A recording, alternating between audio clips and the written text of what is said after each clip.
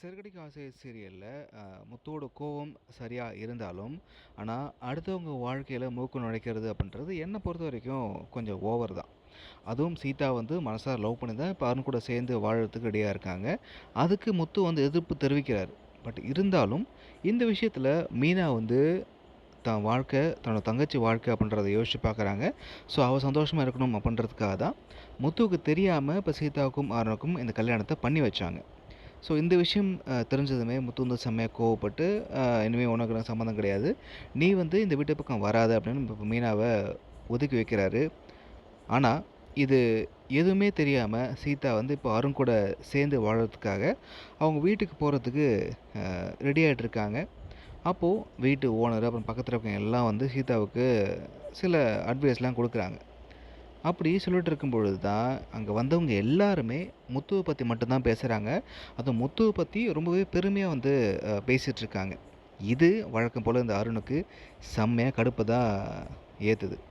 So Arun வந்து இங்கேருந்து போனா போதும் அப்படின்னு ரெடி ஆயிட்டுருக்கான். முத்துவ எப்படியாச்சும் இங்கேருந்து பிரிக்கணும் அப்படின்னு திட்டம் போட போறான். ஸோ அப்படி இப்போ சீதா கிளம்புறதுக்கு முன்னாடி முத்துவுக்கு வந்து ஃபோன் பண்றாங்க.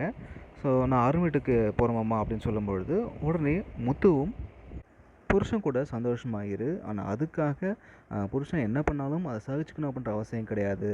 சுயமரியாதைக்கு ஒரு பிரச்சனை அப்படின்னா, அத தட்டி கேட்கணும் அப்படின்னு துணிச்சலா இருக்கணும் அப்படின்லாம் அட்வைஸ் பண்றாரு. ஸோ இதெல்லாம் பார்க்கும்பொழுது முத்துக்கு என்னதான் கோவம் இருந்தாலும் அவரால மீனாவையும், மீனாவோட குடும்பத்தையும் விட்டுக் கொடுக்க முடியல அப்படின்னு தாங்க சொல்லணும். ஸோ ஒரு பக்கம் மீனாவ மறக்க முடியாம அவரு வந்து கஷ்டப்பட்டுருக்காரு. ஏன்னா அந்த அளவுக்கு மீனாவ அவரு நேசிக்கிறாரு அப்படின்றது தான் உண்மை. இதுக்கு நடுவுல இப்போ விஜயா வந்து மீனா வேலைக்காரி அப்படின்னு சொன்னோனே முத்துக்கு செம்மையா கோவம் வருது. ஸோ முத்து வந்து இப்போ மீனாவுக்காக சப்போர்ட் பேசினார் இல்லையா?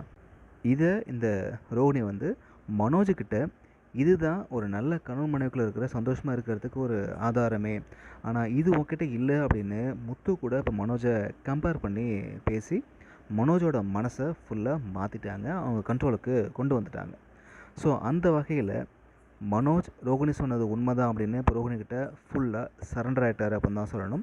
இனிமேல் விஜயா கிட்ட பொய் சொல்லவும் ரெடி ஆகிட்டாரு. இனிமேல் கண்டிப்பாக வந்து இந்த மனோஜ் விஜயாவுக்கு ஆப்போசிட்டாக எல்லாத்தையும் பண்ணுறதுக்கும் வாய்ப்பு இருக்குது. இப்போது இந்த நிலமையில் அடுத்ததை பார்த்தோம் அப்படின்னா ரோகிணியோட விஷயங்கள் தான் ஒன்று ஒன்றா வரப்போகுது. ஏற்கனவே அந்த பிஏ பார்த்தீங்கன்னா பணம் கட்ட மிரட்டிட்டு இருக்கான் இல்லையா? அவன் கண்டிப்பாக திரும்பவும் ஃபோன் பண்ணி மிரட்ட ஆரம்பிப்பான். ஸோ அப்படி பார்க்கும்பொழுது சீக்கிரமே இந்த ரோகிணி மாட்டுறதுக்கு வாய்ப்பு இருக்குது. அதே மாதிரி கிருஷ பற்றின உண்மைகளும் வெளியே வரதுக்கு சான்சஸ் இருக்குது. எனக்கு தெரிஞ்சு இப்போது இந்த பிஏ வந்து நேராக மனோஜை போய் பார்க்குறதுக்கும் சான்சஸ் இருக்குது.